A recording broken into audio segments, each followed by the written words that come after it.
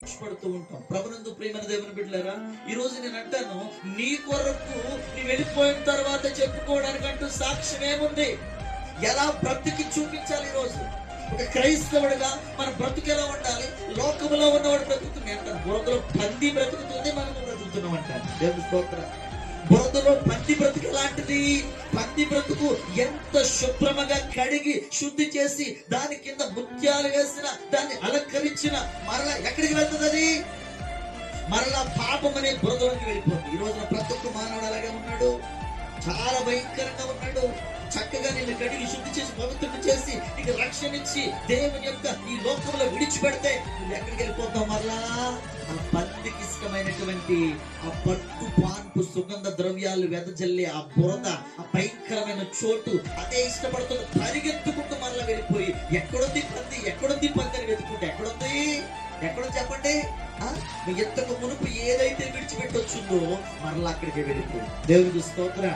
ఈ రోజున క్రైస్తవ జీవితము, దేవుని నమ్ముకున్న బిడ్డ ఎలా ఉన్నాడు, ఏ విధంగా జీవిస్తూ ఉన్నాడు? నీకంటూ ఒక సాక్ష్యం ఉందా? నువ్వు చనిపోయిన తర్వాత ఏమని చెప్పుకుంటావు? బాగా చచ్చిపోయాడు, మంచిగా చచ్చిపోయాడు, ఇలాంటి బ్రతకూడదు. నిజంగా బ్రతుకున్నప్పుడు ఎలా ఏడిపించాడండి కదా? బ్రతుకున్నప్పుడు ఎలా ఏడిపించాడండి? భార్యను సరిగ్గా చూసుకోలేదు, పిల్లల్ని సరిగ్గా బ్రతుకున్నప్పుడు ఎలా ఏడిపించిందండి కదా? భర్తను సరిగ్గా చూసుకోలేదు, పిల్లల్ని సరిగ్గా చూసుకోలేదు, చచ్చింది.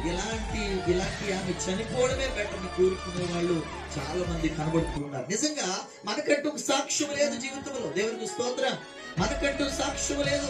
ఈ రోజున సాక్ష్యాన్ని సంపాదించుకునేవారుగా ప్రతి ఒక్క క్రైస్తవుడు ఉండాలి. నువ్వు చనిపోయిన తర్వాత నీ గురించి ఏం మాట్లాడుకోవాలో తెలుసా? ఒక వెలితి కనబడాలి. ఇదిగో దేవుని సన్నిధిలో ఈ కుమార్తె చనిపోయింది కనుక ఆ కుమార్తె వెళ్ళిపోయిన తర్వాత ఇక్కడే మోకరించి ప్రార్థన చేసేదండి, గంటల తరబడి ప్రార్థన చేసేదండి, ఎంత ఉపవాసం చేసేదండి, ఎవరిని ఏ మాట అనేది కాదు. ఎంత చక్కగా జీవించిందో ఈ కుమారుడు, ఎంత చక్కగా జీవించాడు, ఎంత గొప్ప పరిచయం చేశాడు, దేవుని సన్నిధిలో వాడబడ్డాడు, రాత్రనక పగలనక కష్టపడ్డాడు, ప్రయాసపడ్డాడు, దేవుని సువార్త పనిచేస్తాడు. చక్కగా దేవుడు పిలుపందుకుని వెళ్ళిపోయాడు. దేవుడికి స్తోత్రం.